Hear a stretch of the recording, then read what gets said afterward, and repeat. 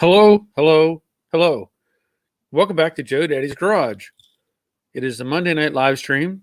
We've been doing this for I don't know how long now. Well over a year and a half. A good while. Anyway, this is our Monday night live stream.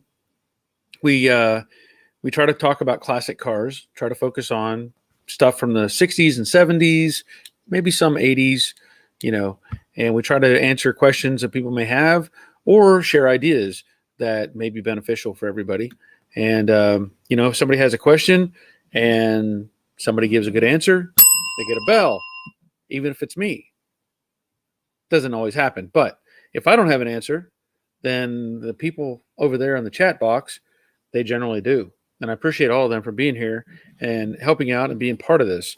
Again, this has been going on for, I don't know, a year and a half at least. And I also do it on Thursdays.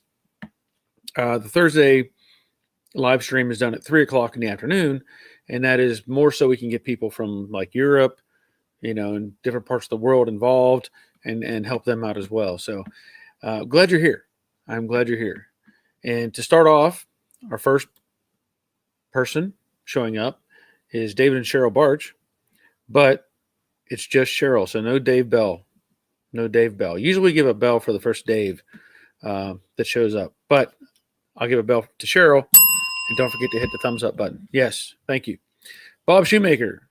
Hello from a little stormy Oklahoma.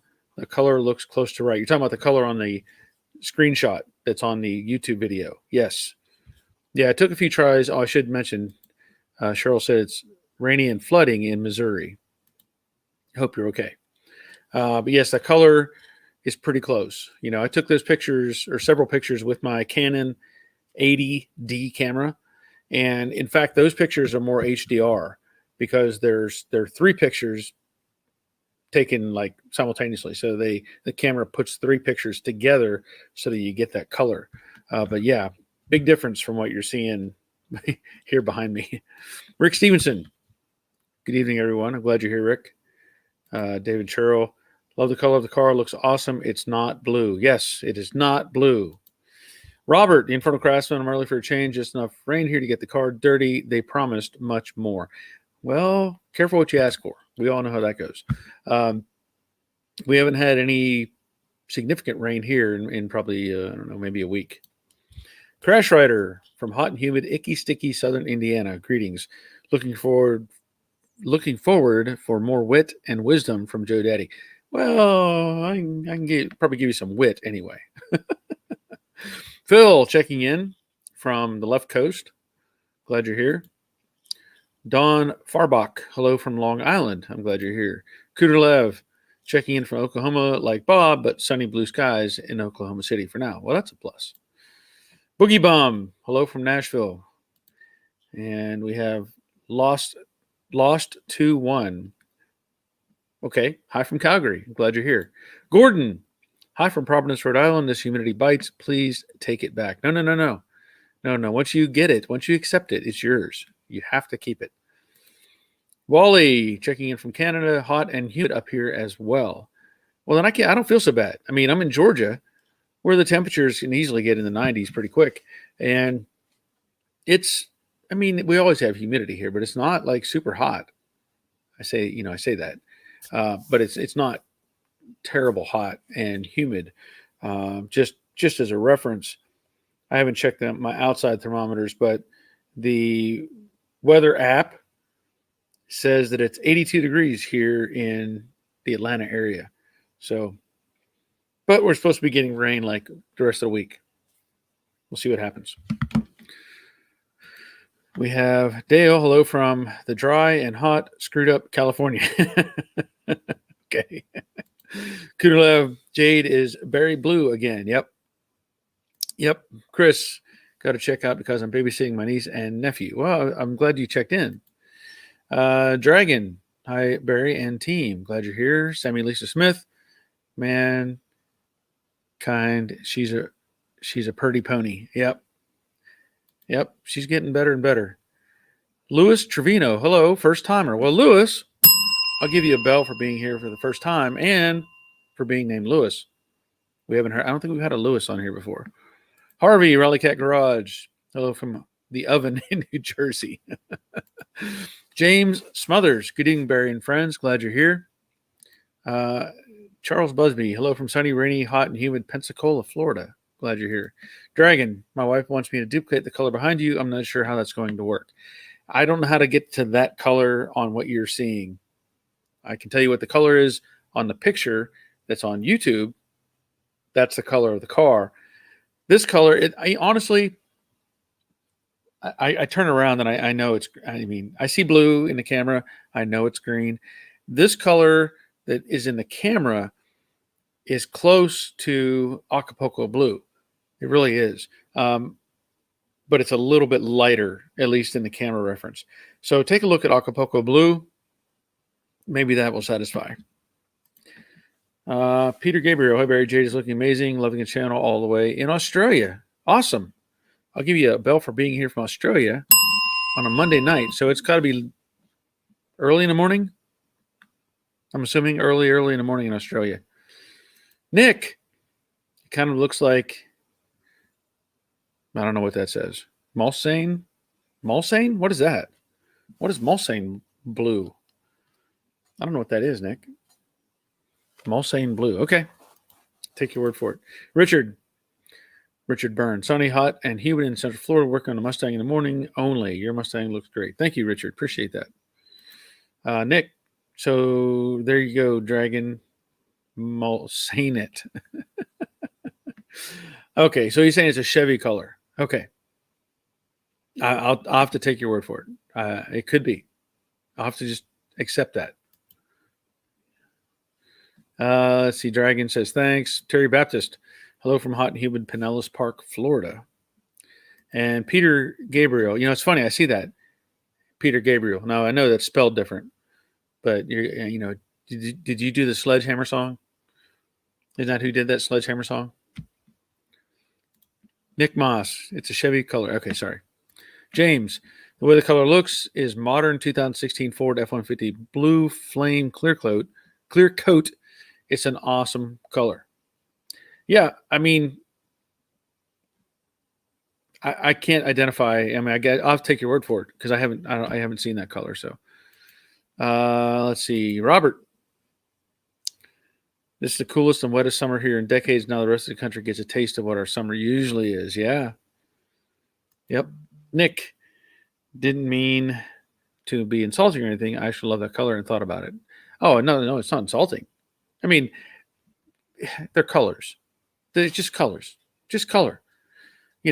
All the manufacturers, I'm sure in the color palette, there is a Chevy this color, a Ford this color, a Dodge this color, or something very, very, very close. Because they all add their little touch to make it a little bit different. But I know, in fact, the actual color of this car, the green that you don't see, there's somebody had mentioned at a cruise in. I haven't been taking this to the cruise in, but they said a car I saw there was a Barracuda, like a 68 Barracuda or something. And it was very similar to the color that is actually on Jade, not the blue that you're seeing in the camera. Totally different.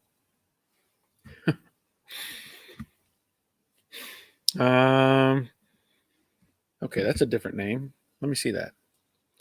Delfino Sanchez. Shout out from Stockton, California. Car looks great. I have a silver 68 coupe. Well, thank you. Terry Baptist, the Mustang looks really nice so far. Yes, I agree. Nick, man, car guys are worse than high school girls with that stuff. Have to watch the P's and Q's. I've seen, there's colors that I would like to, like, the Model A I have, it's painted, the light blue. What's the name of it? I can't think of it at the moment. Grabber blue. It's painted grabber blue. And a purist, Model A purist is like, oh no, you can't do that. It ruins it. It doesn't ruin it. It's just a color. As long as the bodywork is right, you can repaint it anytime and, make it a different color. But they really freak out when if I go to a cruise in or something when there's a bunch of Model A's, boy, they're panicking they're panicking. Also, the seats that I have in the car. I don't have original Model A seats. I have what I would consider comfortable seats, and they freak out. Oh, those aren't the right seats. Those aren't the right. They're not. It's not like I cut the car in half and made it a hot rod. They're just seats. They come out. It's real easy. There's only pins that you can take it out with just taking a rod it holds the front seats in. Comes right out. But yeah, they freak out over that stuff. It's got to be right. Now I will point out something here. I'm not sure if it was James or not. Somebody had commented. I can't remember who it was. And maybe he's not on here. I don't know. But somebody had commented that the gas cap that I have on the hey, there's my air compressor. I knew I forgot something. Hang on a minute.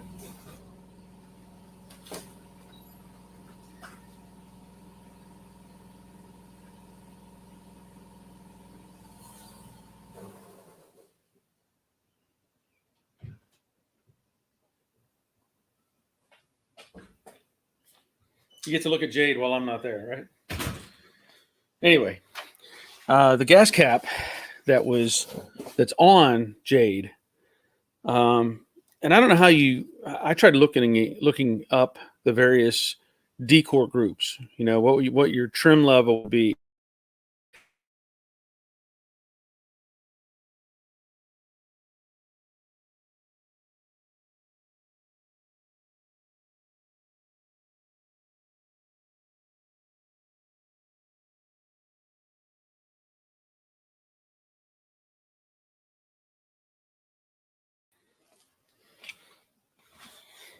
There it goes again. And Wally, I did what you told me. And I turned off the Wi-Fi and all that stuff. He sent me an email. Didn't change a thing. Okay, I thought so, James. I thought so, that this gas cap. Apparently, now, I did look on like NPD. And I know, James, I think you had said this was like 71 and 73 Mustang. But the link on NPD said, or somewhere, this went back before 68, and it was saying this was an option for gas. I don't know for sure, but thank you, Dale. But anyway, I don't particularly like this gas cap. I mean, it's okay. It's got a couple cracks in it, and it would be great maybe, for a driver, which is what this car is meant to be. But I really think I'm going to switch up to the pop open gas cap. Now, I don't know how the original one was set up, but based on the information on NPD, if you have the pop open gas cap, it's really just a cover by the sounds of it. It comes open, and then internally you have another cap because of liability issues or whatever. So I'm going to be upgrading this and get the nicer looking cap. I think it's going to help as well because the car is just too pretty for this. Just to be honest, it's too pretty. So, along with that, I ordered some more parts, and I have more parts on the car. I did get the letters on the back, and I got the deck lid trim and the extension trim on it today. And so I made a little video on that. I know it's not real technical, but it's nice to show those kind of things. I will also, I think, do another video on the bumper, the bumperettes, and what else was there? Oh, the license plate, light. I want to get the back of the car, have everything on it, and just stare at it. That's all I want to do. Just stare at it. Get all that stuff on. Let's see.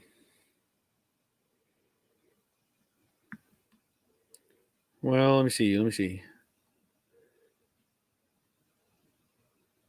Okay, so Terry Baptist asked, how close are you to driving your Mustang so far? It's really close. I mean, probably 2 to 3 weeks tops. maybe 2 weeks. I did have to order. I mentioned about the parts on the back of the car. I misplaced them. I don't know where they're at. I had a headliner. I misplaced it. I don't know. There's, but I ordered more stuff from NPD. So the headliner showed up today. Actually, showed up Saturday, along with these other pieces and parts. So once I get, and I think I mentioned it. I don't know where I put it. I started to put in the quarter window. You can see right there, quarter window is in place, but I failed because one of the rollers broke, and that initiated me buying more parts. So I have new rollers to put in on that quarter glass. I did put in both vent windows and door glass. However, I made a video on the passenger side, but I'm really thinking I might have to redo that video. Because I did it different than like probably everybody else has ever done it, and it worked, but it may not be the best way to go. So I may redo that. And I also noted that when I was researching some of the other stuff, that there's a seal apparently that goes on the outside of the door where the vent window and the door meet, and I don't have that. I mean, it's gone. So I'm pretty confident there needs to be a seal there. So I'm still researching things. And also, when I was put the vent window in, I discovered that the fuzzies were broken, and you can buy those. You can buy the fuzzy piece that goes inside. So I may end up taking it back apart, make sure it's right, and get it back together. But yeah, once I get the headliner in, I'm looking at getting glass in. I can put the dash in. I can finish the AC button up. There's a lot of things, but I can get a lot done because it's the hardest part was getting it, in paint. Now everything else should flow a little more smoothly. Call of George, and to think I consider LS swapping Mustang because 351 Windsor is so hard to find around here. Oh, I got one right over there. You want that one? There's one right there. Sitting right there. I don't need it. 351 Windsor. Nick, sounds like my paint when I get it done. When I get it done, it comes right off. No worries. Oh, yeah. Someone doesn't like it. Yeah. Yeah, I know. Cooter, the reflection in Jade shows just how good your paint and body work is. Oh, well, thank you. I mean, that's well. Let me pull off that comment. So, yeah, I mean, you can. Ta-da! Yeah, it's really everybody that's seen it so far has been pretty impressed. And I will say this. I mean, and I've said it before, and I'll repeat it. And I know people are going to say you're wrong, but I still don't consider myself a painter. I really don't. I mean, I can paint, I can make it look pretty, but I don't consider myself a painter. But as far as I'm concerned, this is probably the best paint job I know I've done. Of course, I painted it twice, so it should look pretty good. But I'm a welder. I'm a fabricator. I'm a sheet metal guy. That's my mind. Let's see. James, I know you're doing the headliner soon. Instead of buying spring clips, use windlays cut in 1-inch pieces to help you hold your headliner. That's exactly what I was going to do. I actually have the old headliner or the old windlays laying here, and that's exactly what I was going to do. Crimp that on, make it work. Good call. Dragon, Call of George, they are great engines for fair prices and easy to do swaps with. That is true. James says he pointed out the gas cap. Okay, I thought so. He said yes, 68 or 69 for the gas cap. Call of George. Oh, I know they're good engines. You can't bring myself to doing that with the old 68. Not that it's anywhere near original anyway. Yeah, that's true. It's not. Lots of comments. Ronald Bell checking in from Northeast Tennessee. Glad you're here. James, use the pop open spring. Gas cap is only to be shipped as an option. Okay. Well, it said on the NPD site that it comes with that internal. So we'll see what happens when it gets here. I just have to place that order. Denny checking in. Hi, everyone. Hey, Barry, glad you're here. Dale, mine on my 67 coupe is a flip down, all one piece gas cap. Yes. Well, that's what we were talking. I was researching it because James had said that it was a decor group, whatever the decor group was. So, like, let's just say you ordered a base model. The base model probably doesn't have any exterior chrome on it, because you could get the deck lid without holes. You can get the extensions without holes. So you probably a base gas cap. If you got a plain Jane car, maybe not even any rocker moldings or any of that sort of thing. But I don't know. I haven't found where I can go and say what was in this decor group. Where did it change? Like, at what point did they add the flip out gas cap or the rocker panels or the trim on the back or that sort of thing? I don't have a direct way to look at that and go, oh, okay, that makes sense. Leland, Barry, a 67 or 68 fastback cap pops open. Yep. Wally, not sure what's happening then. Almost like Ethan is dropping but no longer failing over to Wi-Fi. Yeah, I don't know. It's crazy, Wally. Robert, when I go get back out there again, I will bring my laptop and see if we can figure out if it's an internet or computer issue. Okay. You're welcome to it. Wally, my pop-open gas cap uses a gasket to seal, does not need internal cap. Okay, thank you for that. Cooter, I hate the plastic window rollers. I've had so many break that I've learned to just keep a half dozen in reserve. Well, the ones that broke were my original red ones, and the ones I got were the blue ones. So hopefully those things are tough and hold up well. Gordon, do you recommend torque boxes for those Mustangs without? Yeah. I mean, it's more work, but a couple of reasons. It's supposed to stiffen up the car, right? It also makes it inherently stronger overall. If you look at what's between, and this is, just kind of a conversation, but if you look at what's between your feet and everything else on the ground, like say an impact, because I remember a Mustang we had up at my dad's junkyard, and it was in an impact, had a right front impact, and the tire actually pushed into the floorboard. It went between the outer or the rocker panel and the floor support and came up kind of in between. Had it had a torque box there, that wouldn't have happened. So, there's nothing between the floor support and the rocker than a floor pan, just some sheet metal. That's it.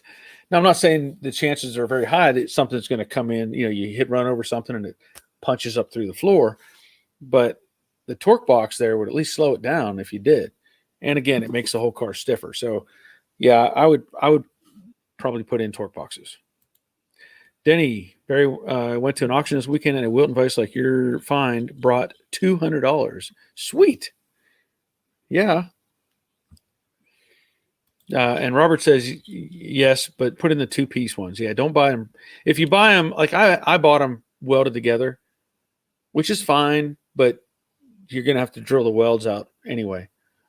Now the nice part about the ones I had were they were nice and thick and heavy, but I don't know what kind of miracle it takes to put in a torque box as an assembly. I really don't. But you'll get a better job if you take it apart and piece it in and weld it together. Call George, that was in reference to you talking about people criticizing the seats. And heck yeah, I want it. Name your price, Barry. I actually only need a block crank since I'm building up for boost though. Well, we can talk. I don't remember where you're located, but yeah, it's sitting over there on the stand. I'm trying to clean up some stuff. So I have that 383 stroker engine. I have it for sale right now. I have somebody interested in the 454 that I have sitting on a stand. I'm trying to get rid of some surplus. Clark, Anyone who can shoot green paint and make it blue is a painter. It just takes the right kind of cheap camera. Terry Baptist, what made you decide to keep Jade as a notchback instead of doing a fastback conversion? Well, I mean, there was, I guess, I never really considered making it a fastback. I mean, that was never on my agenda. I think originally when I got the car, the original plan was to do a little work to it, get it running, and flip it. That was the original plan. Just flip it, get it on down the road. And then I started getting into it more and more, and I started loving it more and more, and realized that, it's a cool car. I like coupes. I really do. So that I just left it alone. Now, it doesn't mean I'm not going to, do that to another one, but that's where I'm at with this one. Dragon has a C. Okay. 64.5 Stang. Hello, all. I think that's Shane, right? I think that's Shane. Troy, good evening, all. Sorry I'm late. Oh, I'm glad you're here anyway. James, I can decide. Oh, I guess, decode your door data plate. Okay. Well, if that's all it is, I'm hearing an odd noise off in the background.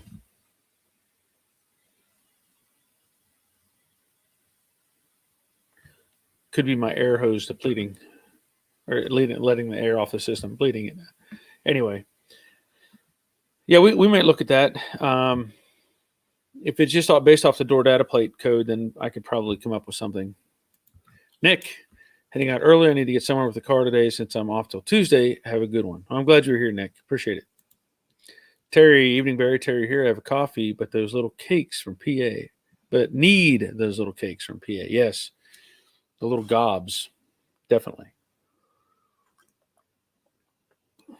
All right, Jorge. Hi, Barry. What size tires you got and name of the rims? They look really nice. The rims, I don't know exactly what they are. They're like a torque thrust copy. The fronts are 17 by 8. The rear are 17 by 9. The tire size on the rear is a 255/40 ZR17. The front ones are 235/40 ZR17. So, Randy, use the screw-in option with the pop open if you plan to drive it.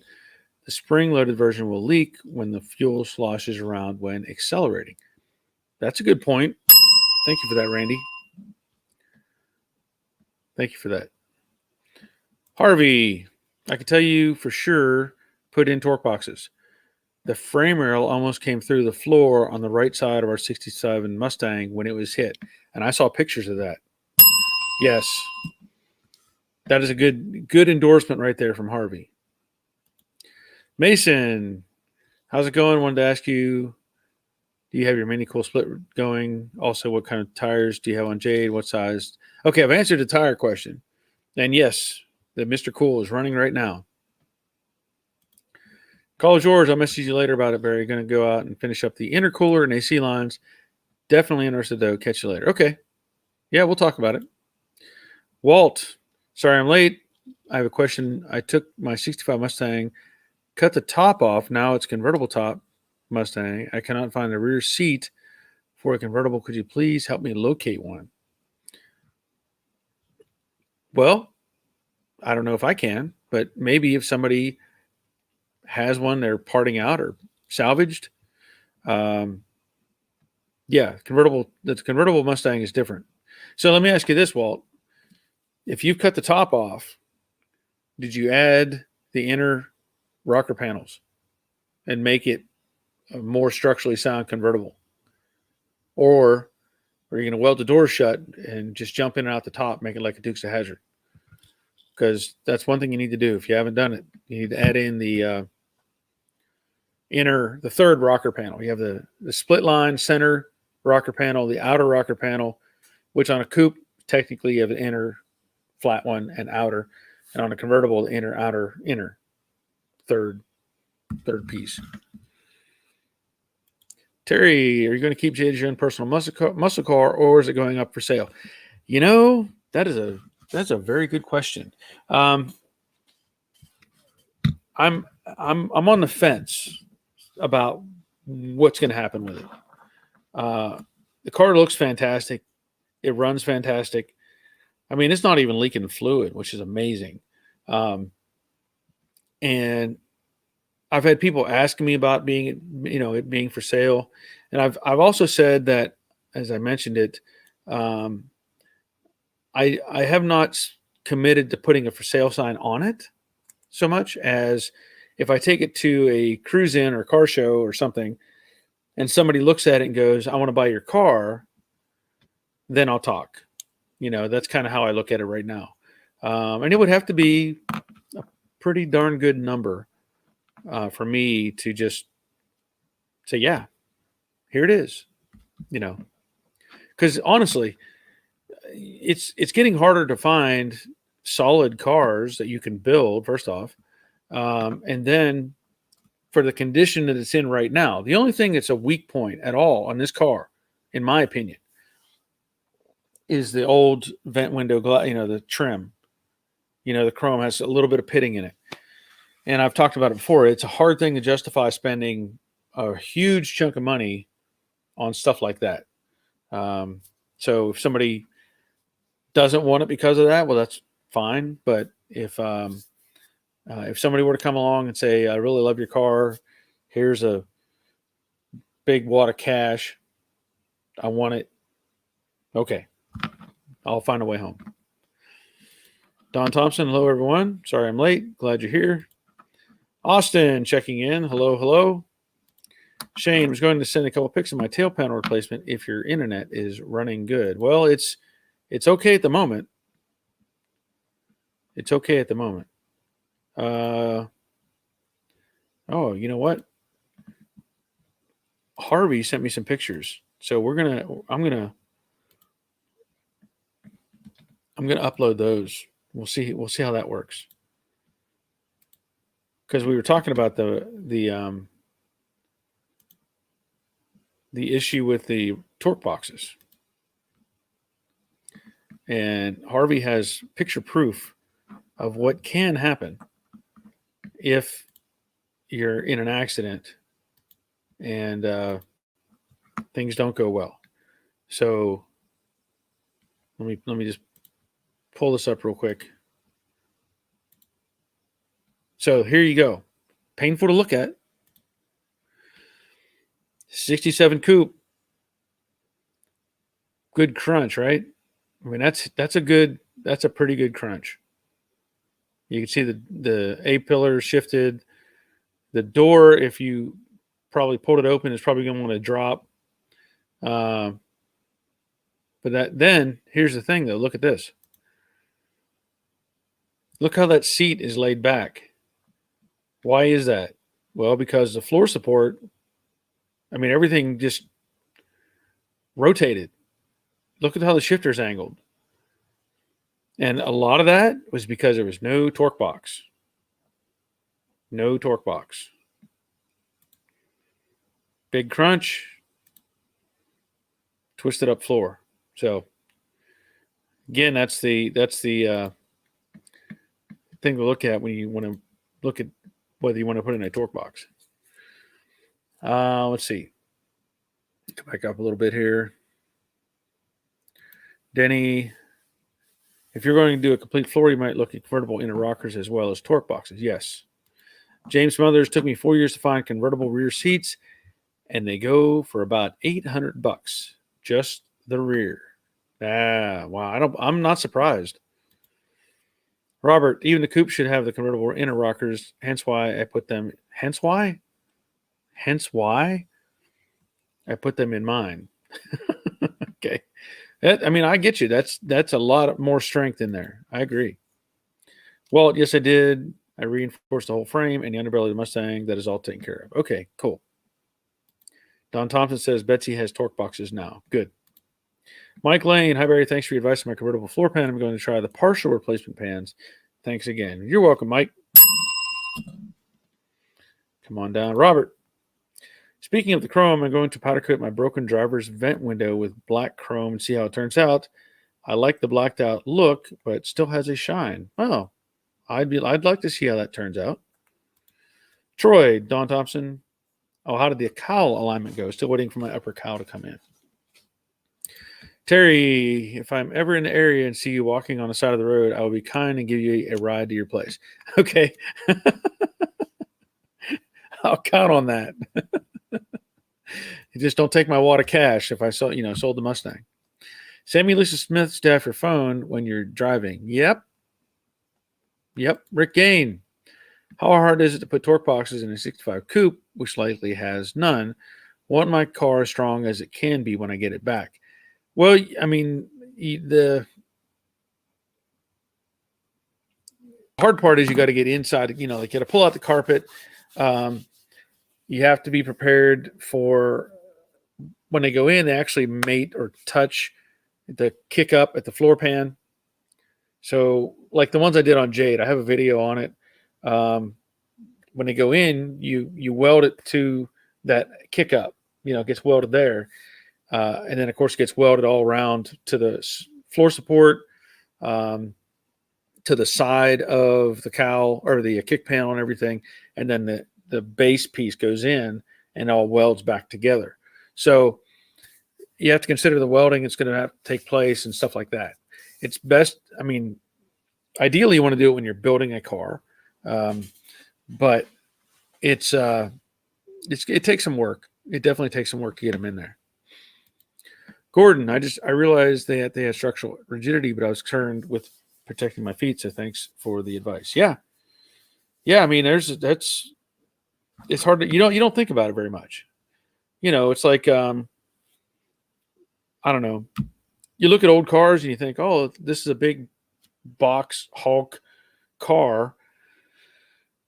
Like if they show there's a video out on YouTube or whatever that shows the comparison between a 59 Impala and I think a 2009 or something sedan, and they crash them into each other, and the Impala, the 59, just folds up like a piece of trash. I mean, it's just because they didn't even think about structure at that point or safety as we do today, and they had the windshield where it came down. Like the front of the windshield came down and then it came back and made a triangle shape. So you had an A-pillar and a roof line. The A-pillar was technically leaning forward anyway on some of those cars. So 57 Chevy, any of those, 58s, and you look at that and you think, well, what's going to happen? Well, it's just going to collapse. There's no strength there at all. And, adding stuff like the torque boxes makes a tremendous difference. Papa Joe, I installed right-hand torque box in my 67 Fastback and R&R, the left-hand one. That was fun. Your video series encouraged me to tackle it. Cool. Done. I haven't put the cowl in. Turns out my 66 has a 67 cowl. Yeah, that's interesting. Robert, I've seen several 66 with 67 cowl side panels, and they may also have a 67 cowl. Yeah, I guess I never really paid attention to the side panels much, as far as a unique shape to the different years. I really haven't paid much attention to it. I know when you get into the 69 and 70, they have a cavity on the side, so it's a lot different. But Mr. Cyrano, 71 Mustang Mach 1, can a proportioning valve cause no pressure in the brake lines? I can't bleed one cylinder. Which one is one of the rears, I suppose, is what you're asking. If you're talking about a wheel cylinder, I'll assume one of the rears. Let me ask you this. First question. Let's step away from the proportioning valve for a second. If you're talking about the rear, did you check the brake hoses? Check. If you haven't replaced the brake hoses, that's the first place I would look. Or the brake hose, whatever's configuration. Brake hose, first thing I'd look at. Truck 1. Hi, Barry. Prepping to install my complete floor pan. I have some gaps along the rockers and passenger rear wheel well. How can I pull these gaps in along the rockers? There's nothing to clamp to. Actually, there kind of is. Let me ask you, is the gap consistent? First off, is it like, is the gap parallel or is it tapered, to the front, to the rear, something like that? That's the first question. And then you're saying at the wheelhouse, rear wheel well as well. What I've done,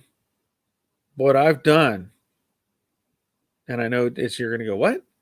What I've done is taken some big, heavy straps, ratchet straps, put it around everything, hooked it to itself. And I've been able to pull that in and tighten that gap. So you have to consider if that works or not. Now, here's the thing. Sometimes if one of these cars has been hit and something's messed up, then let's say it got rear-ended. What that can do is that impact will kind of force the body open. It may not do it until you take things loose, but it can force the body open. You know what I'm saying? Because of just pressure. So if you're looking at measurements and stuff to see what you have, then if it's not an inch, if it's like quarter inch, maybe up to a half, maybe you could probably pull the sides in with a strap and weld them together. So just suggesting that. The other thing is to look at your if you can get a width measurement, like do a comparison. So you know exactly how wide a car that's not been cut apart, how wide is it between the rocker panels? I know I've shared information like that before with somebody, but that has helped. So that's one, just one idea. Okay, Shane says he sent some pics. Okay, I'll check that in just a second. Mr. Shearness says passenger front side will not bleed at all. Check the brake hoses. Yeah, if you got drum brakes, check the hoses. James Smothers, put weight on hump like sandbags. There's another thought. You could do that too. The thing that I get concerned with that works, but if you've got the tranny tunnel support in there, that's not going to flex very easily. I mean, unless something happened to the floor pan and it got kind of bowed up in the middle, I'm not sure how much pressure it's really going to take to push that back out. Okay, truck one says it's consistent along the rocker. Well, that's a good sign, actually. Rick's talking to Dawn. Fast and Furious. Hello, I must say Jade is looking like a piece of art. Awesome job, and I hope Iron Man doesn't scratch her. Oh, he's good. He's very careful.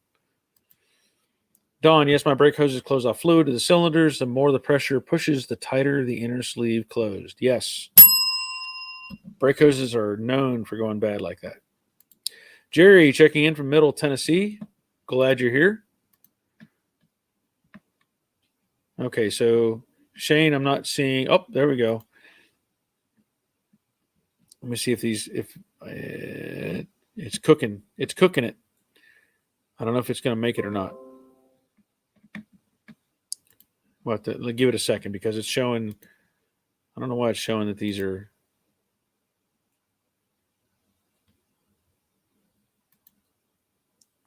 Let me see if that does anything because it's trying to download or put those pictures into email, but it's not doing it.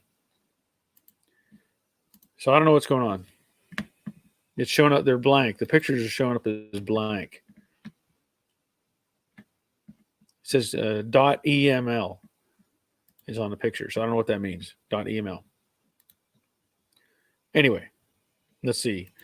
Austin, Barry helped me out a couple years ago with my rocker panel gaps to my single piece floor and pulled the rockers into the floor pan for welding. Worked great. Gap wasn't more than a quarter inch. Used ratchet straps. Yep, it worked. It works. It does. It does. Truck one It's a 1/4 inch. Love the strap idea. Yeah, it's easy.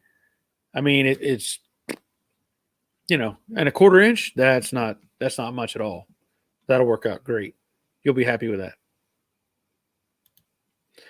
David Sherrill, 77 people, only 31 likes. Come on, people, hit the thumbs up. Yes, hit that thumbs up button. Robert, rocker to rocker width is 54 3/4 inches at the front and 55.5 at the back. Shoot me an email if you want me to send the drawings I have saved that I use. So there you go. There's some measurements for you. Terry Baptist, is the Brooklyn Pony still on the back burner right now? Yep. In fact, it's way off. It's not even, the burner's not even on. It's like it's in the back of the pantry. Like you kind of forget about it. You had something in the pantry and you can't find it, and you just say, forget about it. Leave it alone. James, rocker varies from 55 to 55.5. So there you go. Another input. Thank you. Truck One, thanks for the help. The new bling on Jade looks great, by the way. Thank you. I agree with that. Robert, we don't speak about Brooklyn Pony. Yes. Charles, say you're replacing the complete floor pan and you want to add frame stiffeners. Can you do this before you install it in your body shell? I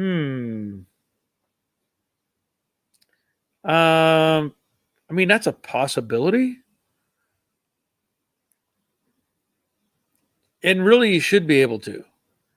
You should be able to, because nothing else attaches to that. There's the floor supports, because it goes from the floor support to the rear torque box. Yeah, I don't think there's anything in the way that would hinder that. As long as everything is, you wouldn't want it to be slightly twisted, and you put those in. Now you got a fixed twist in the floor pan. So, as long as everything is square, I would think you should be able to do that. Yeah, it makes sense to me. Robot Andy is checking in, and Dan is checking in. I'm glad you're here. So as I said, I've been ordering parts. I ordered several new things, but I still need to order some more. I'm going to get that gas cap. I think I talked about it, the drip rail molding. Unfortunately, NPD doesn't have it, but I think Kentucky Mustang has it, and CJ has it. And I think the ones they use from Dynacorn, it says they're polished stainless. So I can only assume. But they also say that drip rail fits from 65 to 68. It's on a coupe. It's the same thing. That's what it says. I know I have a couple. I know I may have one or two pieces up there. But then you run into the problem. Is it going to be nice enough? Because I can't put something that's bent and beat up on this car. Not now. It's too pretty. So I'm going to have to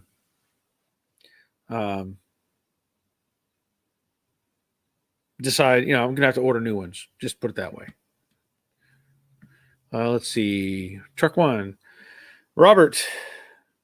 So there's an email, Robert.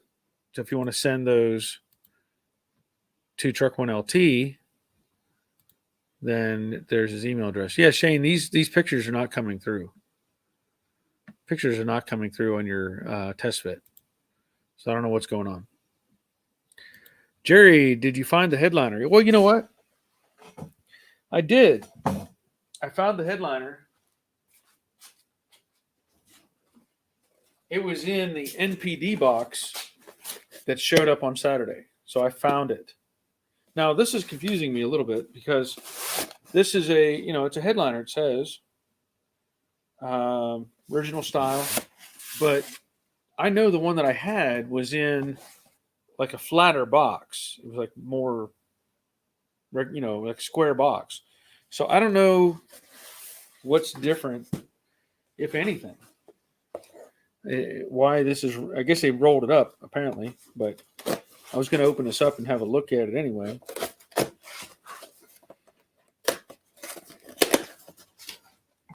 See what's going on. Okay, so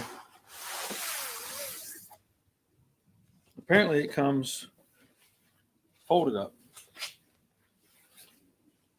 instead of like a square fold. It's got this long fold, so that'll be good. I know I'll have to get it out, get it in the sun. Oh, look, it's got instructions too. That's a plus. Anyway, so yeah, I now have my headliner.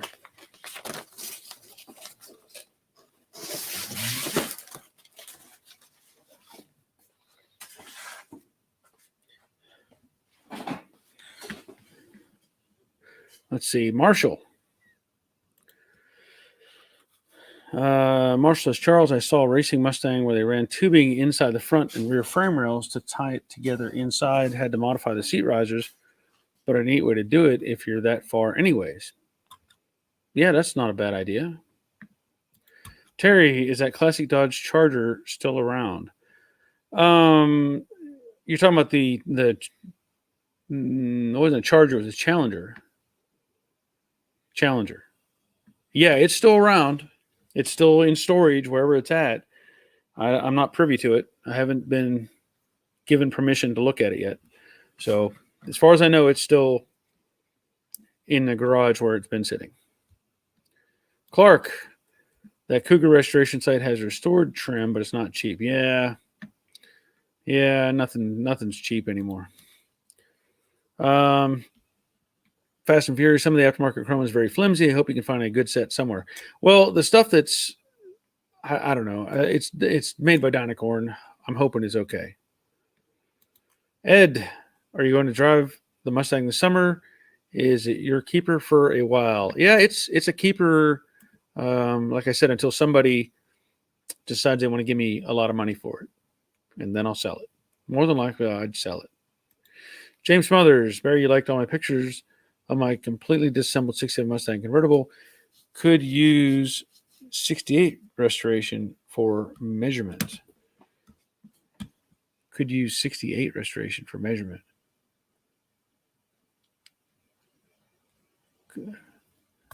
You're saying the 67? I mean, use a 68 to cross measure. Is that what you're saying? I know it's probably been a while since I've seen your convertible pictures.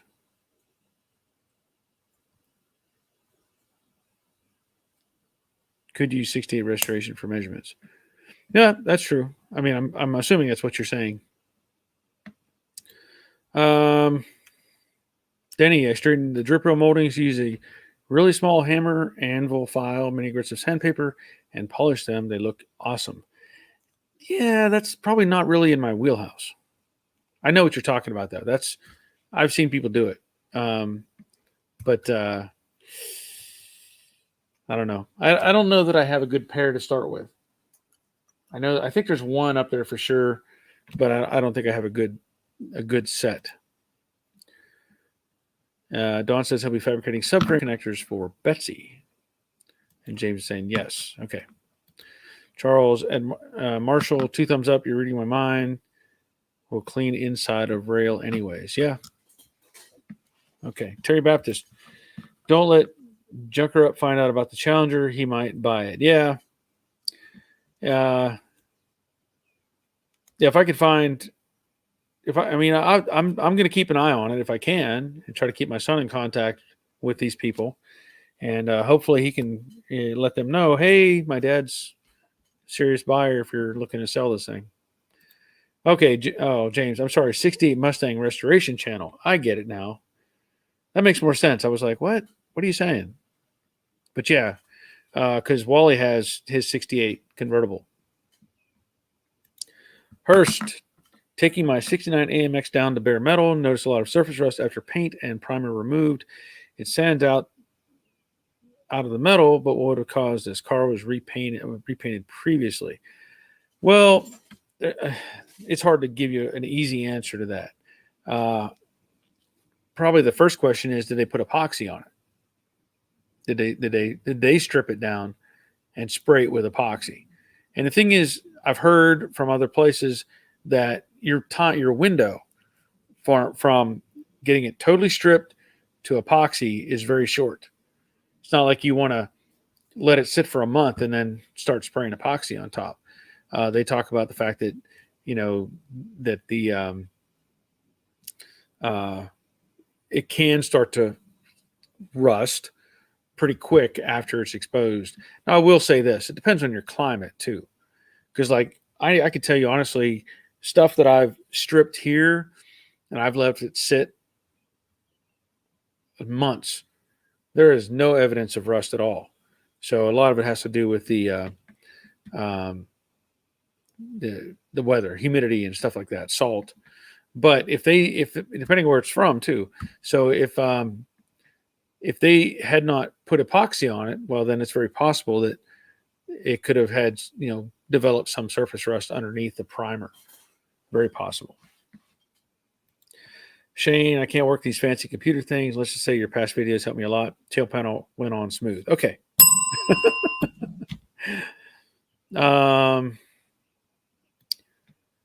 Eclipsed. I got lucky in my local Mustang salvage yard here in Massachusetts, I guess, that is shutting down, had tons of 70 coupes with decent moldings available. I got 2 original sets. Well, that's a plus. Good for you. Ish is checking in. Glad you're here. Walt King. Is it hard to convert a coupe seat into a convertible seat if I can't find the convertible top rear seat? That's a tough question to answer. I don't know. Let me ask you. Now, I don't even know for sure. I know TMI makes seats, I believe. Do they make a rear seat? Do they make it? I mean, I don't know. I haven't researched it, so I don't know. Just about anything can be made if you have something to start with, and you can figure out where you need to cut and bend and shape and whatever. But that I don't know the answer. I'm going to say it's possible, but I can't say for sure. Winged Warrior, there's another Dave sighting. I think it's really the first full Dave sighting because Dave and Cheryl, it's only Cheryl. Ed, pinstripes and badges for Jade yet? No pinstripes. No. No pinstripes. No stripes at all on this car. I do have the letters on the deck lid. I have the trim that goes across the bottom of the deck lid. That's in place. I have not put anything on the fenders yet because the fenders aren't on the car yet. So, that's going to be all the bling it gets, really, besides the window trim, the drain gutter and the front and rear window. So I did away with the rocker panel molding. Didn't like it. And I think actually somebody had suggested, maybe it was James again, that the drip or the pinch weld, somebody, I think it may have been him, somebody said they would have painted that black at the factory so it kind of disappears. So I may look at that too, whether I want to just take some rattle can paint and spray over the pinch weld at the bottom of the rocker. Robert, I have bare steel parts in my shop that have been bare for nearly a year and no visible surface rust, but I keep the humidity down in the shop. Yep, that helps a lot. Let me see. Wally, I can help where I can, but I replace entire rear end, so measurements might have been sacrificed for fitment. Yep. James says no convertible seats available yet. Okay. Coupes are too wide, and I think they are one off. But all convertible seats, rear seats, 65 to 69, 70 was different. Well, there's some good information. Wait a minute. There we go. So ideally, I need to keep my eyes out for any convertibles that may be getting parted out and buy up the seats is what everybody's saying. Hang on to the seats. Dave and Cheryl got to go and take care of the dogs. Hope everyone stays safe and take care. Glad you're here. Wally says, yeah, walking, yes. Basically, there's a wire frame you can make narrower and then buy convertible foam and upholstery. Like I said, Wally's made his own. He did a lot of work on his seat, so I would take his word for it. Jerry, I'm back from Ohio Cobra Convention. 300 replicas showed up. Track day when it's planned. Got to see the vintage cars run at Mid Ohio Speedway in the rain. It was spectacular. That does sound interesting. Okay. So James is saying he's saying putting his email out for Wally. Pars, I am favorite car 63 Chevy Impala. So your favorite car is a 63 Chevy Impala. Okay. That's cool. I like those. Cool car. Charles, can you buy the reflective paint used in the stripes of Mach 1s? I don't know. I mean, the stripe, that was like, I mean, formed with that reflective material in it. Paint, though, I think you're limited to like pearls. So if you wanted to do a some sort of a stripe in the car, your options may be a pearl that you could spray on that would catch light and kind of reflect it a little bit, or you could do the inverse of like ghost flames. So if you ever saw a car that had ghost flames, basically what they do is they paint it. Let's say, because I had them on my truck for a while, I had ghost stripes on it.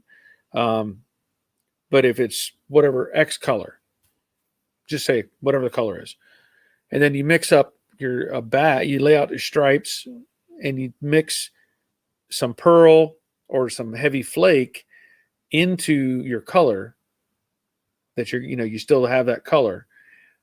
You mask it off, and then you spray that stripe with that same color, but with the flake in it or the pearl in it.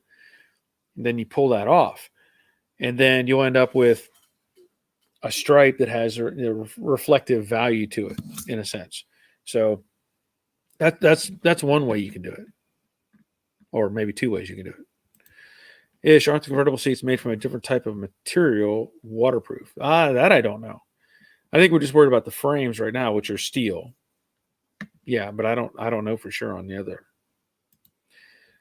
Brandon, with the amount of time you spend on these cars, how do you charge your customer for all this work? These cars must be $100,000 by the time you're done. You are meticulous with your builds. I am. And, that's something that I need to address in the grand scheme of things. Like this car is my car, mine and my wife's car. So I've never tracked anything as far as time. And I honestly, I don't track time anyway, because at least I haven't. That's going to change. Because now I have to look at it, because I was doing all this on the side anyway. And so now I have to look at it more as a way to make some money. So I think the most difficult part for me when doing this stuff, one, is actually tracking my time. And two is understanding what I'm trying to get to. As an example, it's very easy to look at I can look at any car to cruise in, and I can pick it apart. Not that I would need to or want to, it's just there. I can look at it and go, oh, that door gap's wrong. The color is off there. This is, blah, blah, blah. I could just, because I've been doing this stuff for so long. And not that I want to do that. It's just, I can't help myself.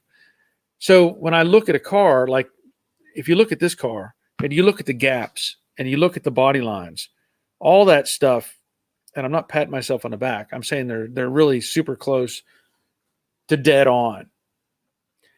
But people aren't necessarily willing to pay for that, and it's hard for me to step down from that. Whenever I start building something, I want it to be zero tolerance is what I want. If I can get close to that, I'm pretty happy. But I've had people ask me before, hey, can you paint my car? And I would just tell them no. They're talking about like a little Honda Civic. I don't want to paint your car. Why not? Because you're not going to want to pay me what I want to charge you to paint your car. They want a $300 paint job, and I can't work that way. I'm not geared to go, let's say, down to that level where you wipe the car off and you just throw paint on it and hope that it lasts. I'm just not geared that way. So, it's a tough question to answer. The convertible car that I was working on became kind of it went off tangent. It started off as building a regular convertible, and then let's add this, let's change that, let's add this, let's and it got way off track. So the original build of that car was based on a dollar figure, and then it just, like I said, it went all over the place. So it wasn't necessarily my doing, it was outside influence saying, hey, I want to add this or I want to change that. So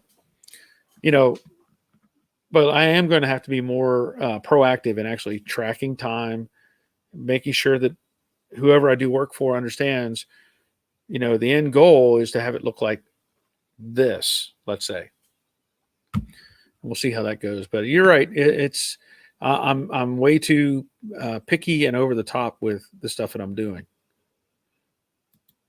But I mean, it's how I am. Terry Baptist, I was looking at Facebook Marketplace and I found a 65 Mustang project with a clean title and donor car for parts on the Atlantic coast of Florida. Guy wants $2,000 for them. That might be a good deal. I don't have any more space for anything.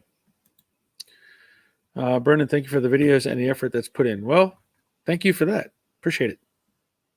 Walt, okay, I'll look into TMI or try to find the research, because that's the only thing I need for this conversion from coupe to convertible. Okay. Robert, the convertible seats were made from Naga hide. The Nagas were hunted to extinction in the 70s. What?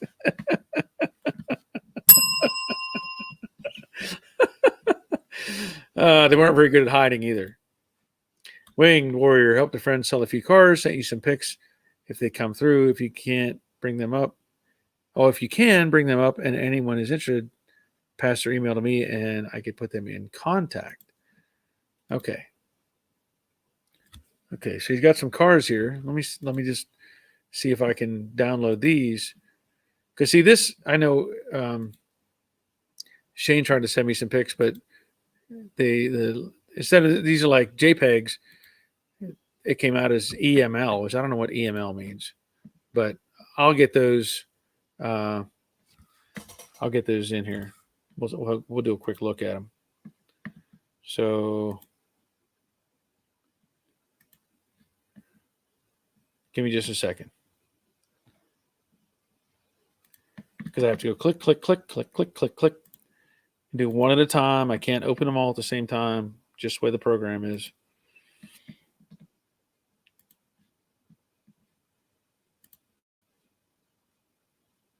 So here's one car that his friend is trying to sell, and that's a 57 Chevy. Question is that a 2-door or a 4-door? Because I don't know if that has come through. I mean, it looks like a decent car. I'm going to assume it's a 2-door. Assume, you know how that goes. So we can get some responses from Dave on that. And then it looks like about a 49 Chevy truck that has a small block in it and a pass-through bed. Okay, so he's lowered it. He's dropped the bed down over the frame rails. Okay, so it's a 2-door 57 Chevy. So if anybody is interested in a 2-door 57 Chevy, or what appears to be about a 49 Chevy pickup, which I like those trucks a lot, that would be a nice thing to rat rod. Anyway, comment to Winged Warrior, and we'll go from there. His truck is on an S10 frame. Okay. Truck's on an S10 frame. Truck 1LT, who tracks time when you're having so much fun? Well, that's another thing. I enjoy working on these things a lot. So, Doyle, I saw a 66 Mustang that was converted into a wagon, and it was surprisingly good looking. I can send you a video. It was on Story Cars on TikTok. Okay. Yeah, I've seen one of those before, or one or two of those.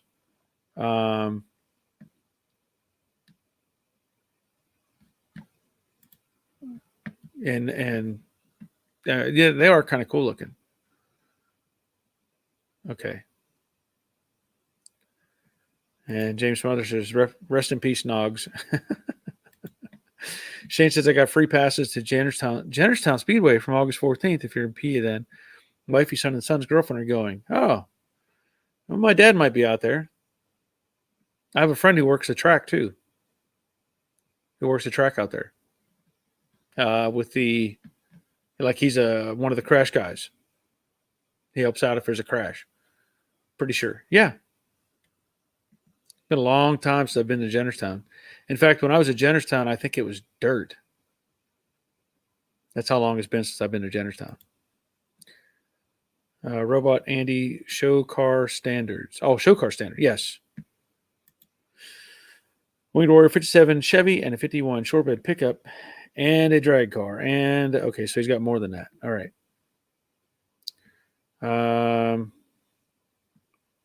I don't know what that's saying. All right. JRF. I write my times down every day with a description. Charge hourly, tell the customer what you are doing, and let them decide what they want, but don't sacrifice quality. That's what I do. I get it. That makes sense. That makes perfect sense. Walt King saying, okay, well, I'll take your advice and see what I come up with. Thanks so much. All right. Rick, if you like, I will be your business manager and negotiate price with the customers in the future. I have your best interest at heart. Well, I'm sure you do, Rick, and I appreciate that offer. I don't know how that would work out overall, but I appreciate the offer. Don, I'm the same way, very task-oriented, although I never wanted Bestie to be show quality because it would keep me from driving it. Yep. And that is particularly why I'm considering the idea of, whether I'm going to sell this car. And I also have other stuff to build. Waiting. Ed, got a nice racing hood from a 95 Mustang GT convertible. Send you pics. Just waiting for delivery. Okay.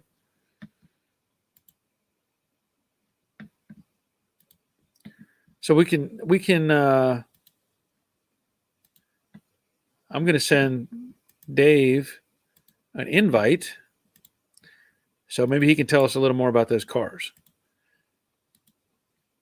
and what's going on. Okay. Cooter, when setting a price, you need to document in a contract what the agreed to scope of the work is. Any change is priced as a change order. Otherwise, you're working for free. Yeah. Believe me. That's the way I feel right now. And it needs to be, not that way.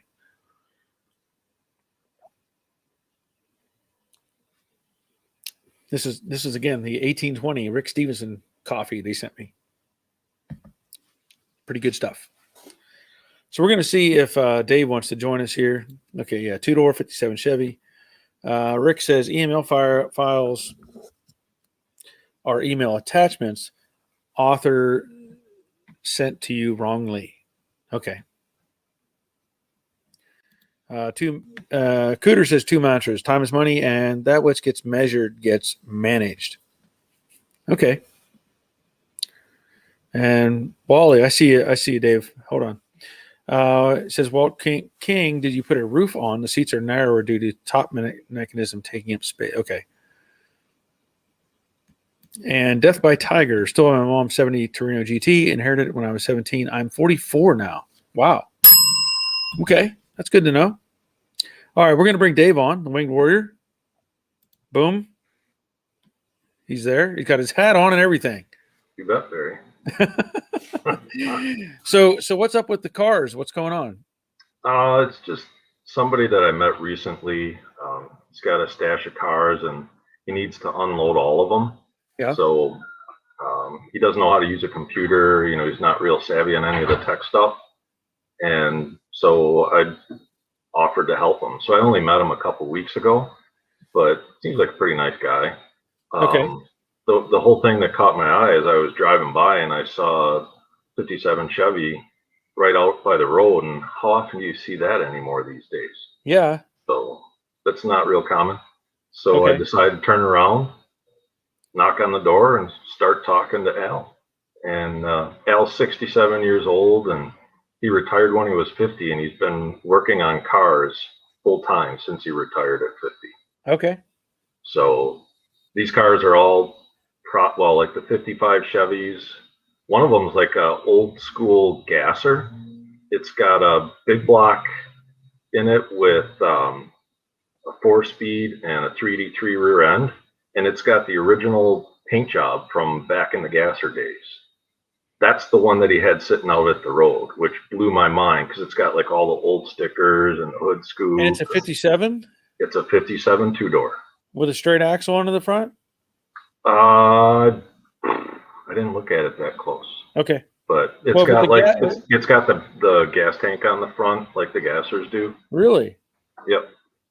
So that's kind of what piqued my interest. So he had like a board out in front with a whole bunch of pictures of other cars. Okay. And I'm like, man, I got to see what he's got. Right.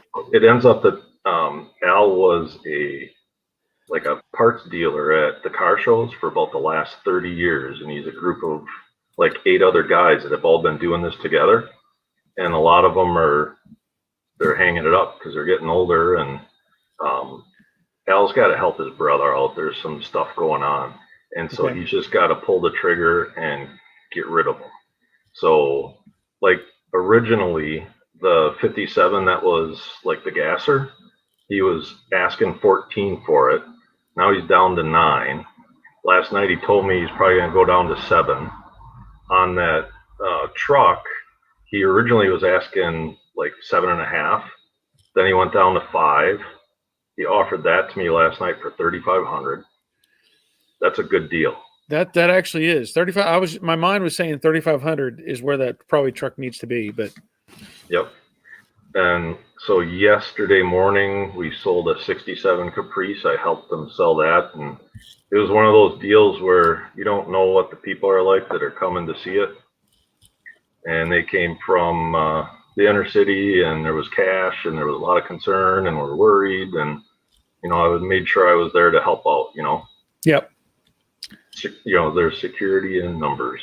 Sure. Yep. But he's also got a drag car, and he's also got a British sports car with a supercharger on it that has a custom-made glass hood that you can see into the top of the engine. Really? I don't have pictures of that one yet. Okay. But so 2 57 Chevys, that pickup truck. There was a 1970 original Z28 4-speed that sold already. Yeah. Yesterday we sold the 67 Caprice, and so there's more to go. And I know this isn't like a selling channel, and that's right. Not sure. But I'm just trying to help him out because he's trying to help out his family and needs to do it. Well, if you can, you could send me pictures, prices, break it down. I might be able to put it on Facebook or something. Okay. And see if anybody's interested. I know one guy that might be interested in the gasser, but he would really have to look at it because he's into them pretty heavy.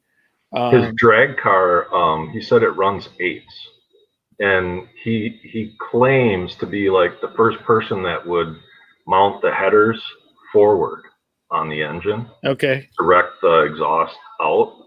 So he's pretty old school. I don't know that he was actually the one that did that first. Right. You know how we are when we start telling stories. Oh yeah. Well, I have Ish he says he's curious about the 57 in the picture. So I'm not sure what he wants to know or what about the car. What Al has told me is that it's got a really fresh 350 in it.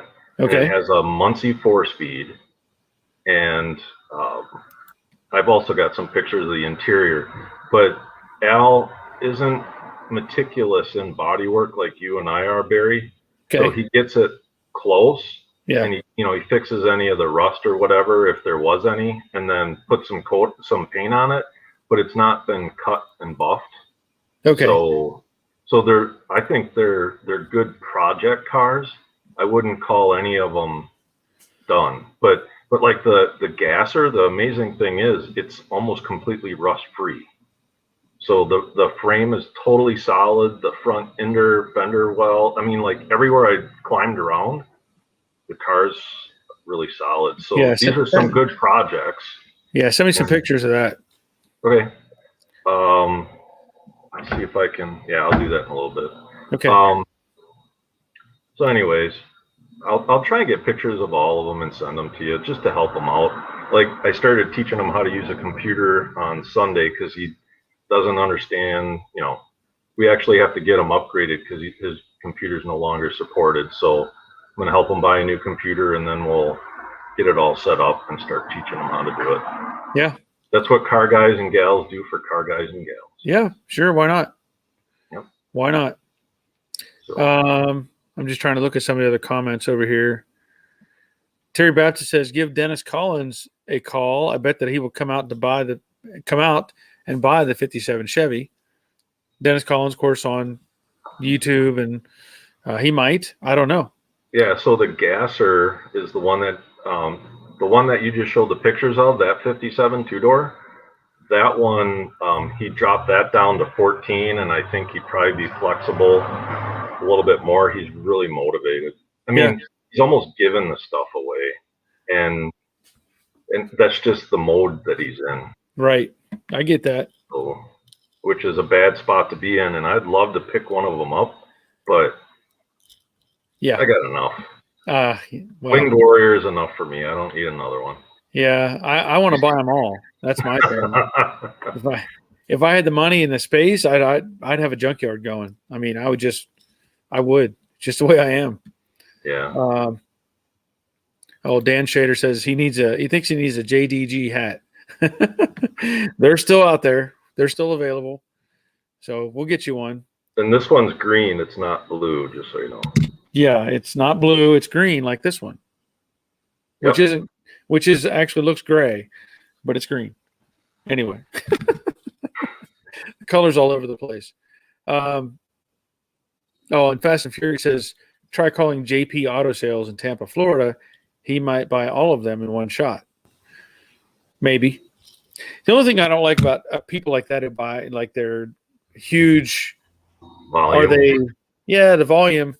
It almost feels like they're taking it out of the hands of the average Joe. Somebody that might just want to get one at a reasonable price.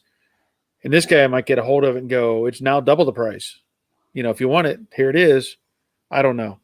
That's the only thing I get a little concerned with, stuff like that. I mean, I don't know how often I'm going to run into like that 57 two-door where it's that ready and solid. Yeah. And you just don't find as many of them anymore. No. Like I said, send me some pictures and pricing and stats, whatever you can come up with. Because I know at least one friend who's into the real gassers, the classic gasser stuff. He has his own group, and he builds his cars period correct. I mean, he doesn't put any modern. It's got to be the this from that time period and this from that time period, or it doesn't go in the car. So he's really anal about that. Yeah, I don't know how exactly perfect it is from a gasser standpoint. But no, that's okay. It doesn't have to be, but I'm just saying he would know by looking at it. He could pretty quickly identify. I just sent you one picture on text. Oh, on text. Okay. Oh, that won't work, will it? No, I can't. I mean, I can see it here. Yeah. Which is fine. Yeah, I'll get the other stuff later. Yeah, it would be several steps to go to get it onto the screen. Actually, okay. Yeah. I don't know if I would call it a true gasser. Usually the gasser has a straight axle on the front. It has like a Model A style axle. Sure, yeah, with the kingpins. Yeah. So, let me see what we get. Dave Conville, he says, "Do I get a late bell?" Well, yeah, I'll give you a late bell. Dennis says, "Hi, Barry and gang, just checking in. Hope you're not into flipping that beautiful car." Well, if the money's right, it'll sell. That's all I can say. That's all I can say. Just like anything else. If the money's right, it's got to go.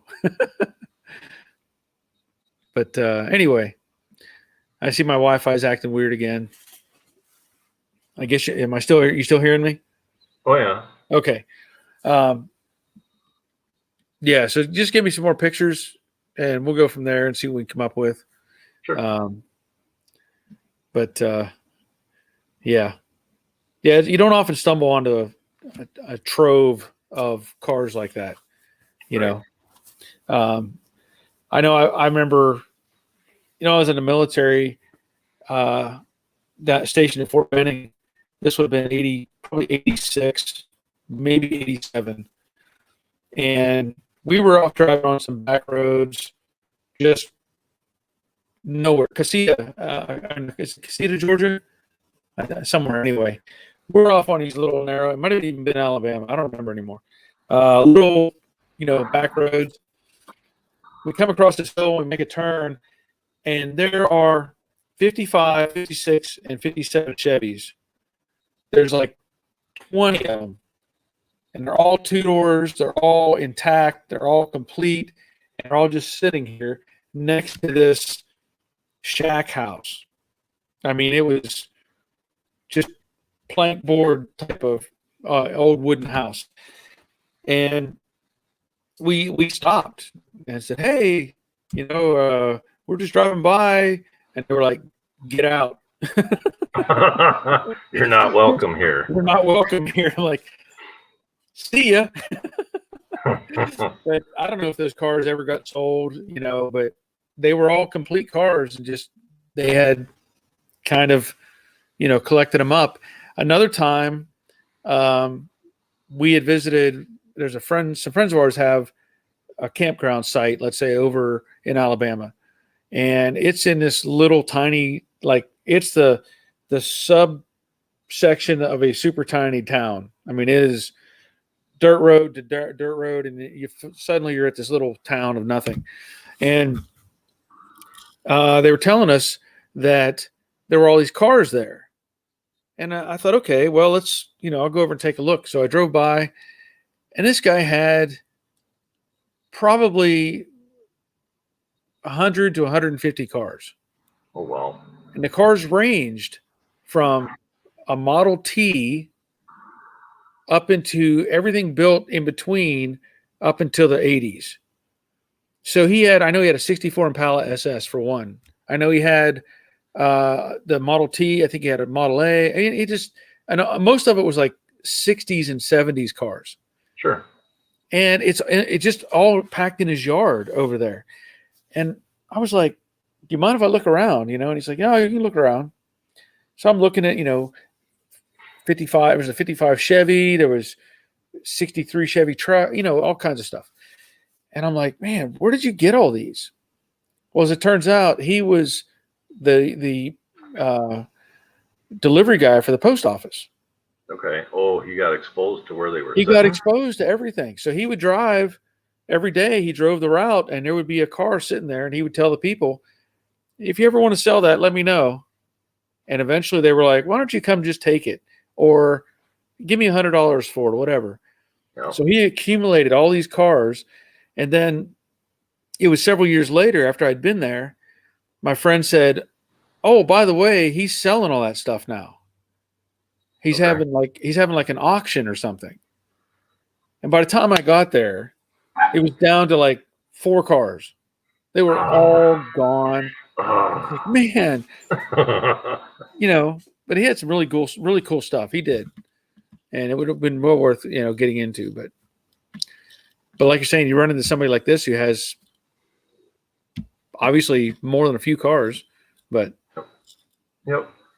All right. Well, we'll share some information and see what we can do. Sounds like a plan. Thank you, sir. All right. Well, we'll catch up with you later. Okay. See ya. All right. Nice having Dave on there. I know he's been making progress on the Winged Warrior, and I'm sure it's coming along nicely. I haven't seen any updates in a while, but I know he's been really working on getting it ready to go. I know he had done some buffing and had some issues he had to deal with, but it's all part of it. And he's checking in. I'm glad to hear. Let's see. Charles, curious with all the failed pictures. Did you get the ones I sent to you last week? The comments to make sure they went through. Yeah, I got them. I got them. Cool. Yep. We'll see if I didn't freeze up. Well, one the big places when I'm working on the 69 Cutlass, I lose all track of time. Start at 9 a.m. but for supper. Well, that's just calling you supper. That's a good thing. All right, Troy. Hold on. Come on. Internet. Chug. Not working. So, dude, that's coffee.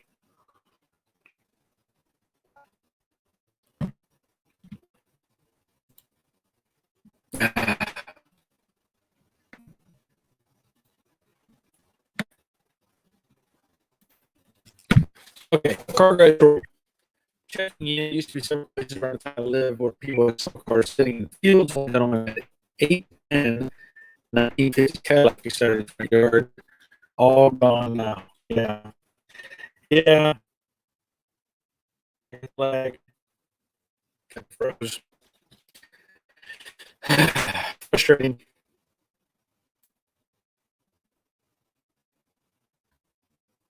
It's not doing what it's supposed to do.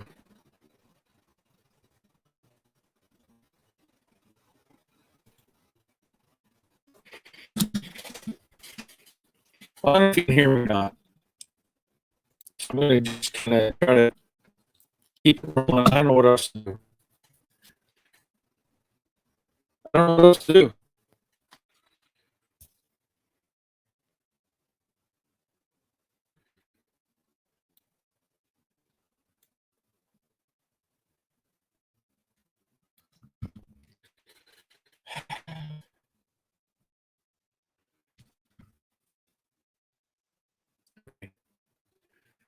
All right, so you got sound. Well, let's do this. Okay, pretend you're not radio mode. Right?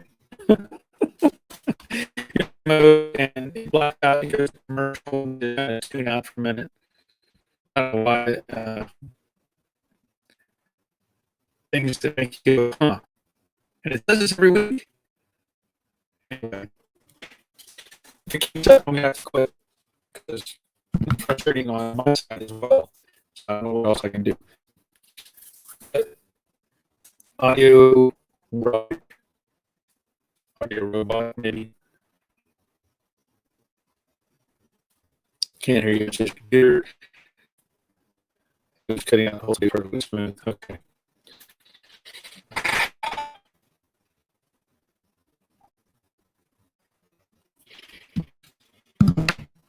Let me see if I can do something here. Let me see if I can do something here. Cheat the system.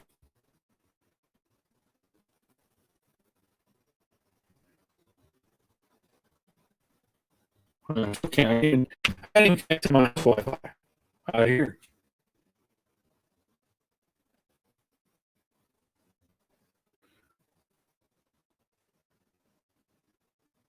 I'm saying.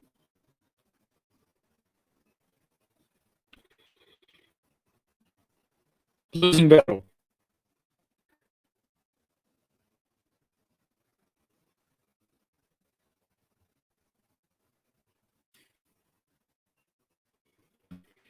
All right. All right.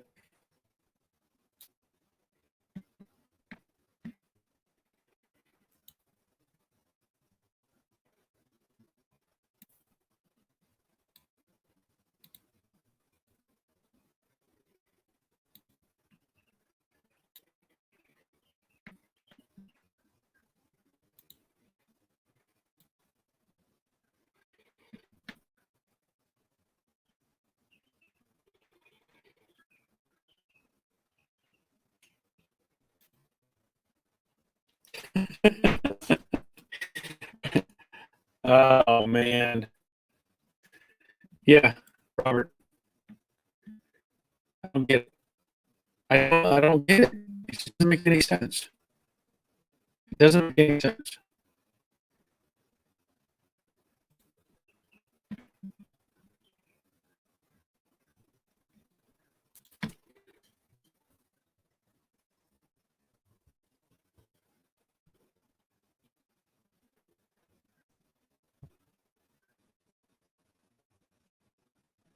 So I don't know if that's any better.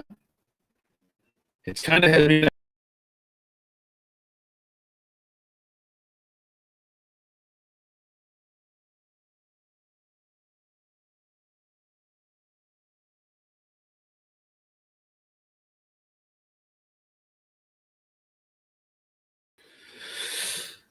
Okay. So Robert's saying, is that your way of getting to fly out to fix your computer and bring ribs? Yes, definitely bring ribs. Definitely bring. Now it's starting to look like it's starting to work again. Yeah, I did that while I turned off. Now it's coming back. I don't know. It's working. If you're still hanging out, glad you're here. Sorry for all this. Sorry for all this. Okay.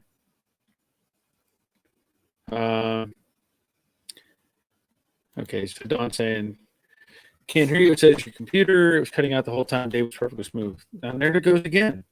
There it goes again. Papa Joe sounds like you're using an auto tune that makes bad singers sound like they can carry a tune. I need that. I need that.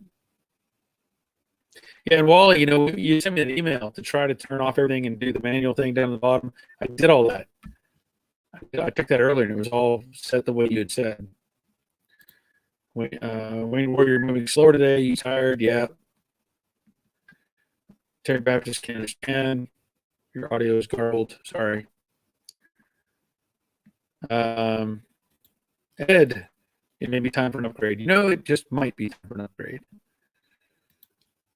So it says, I'm back.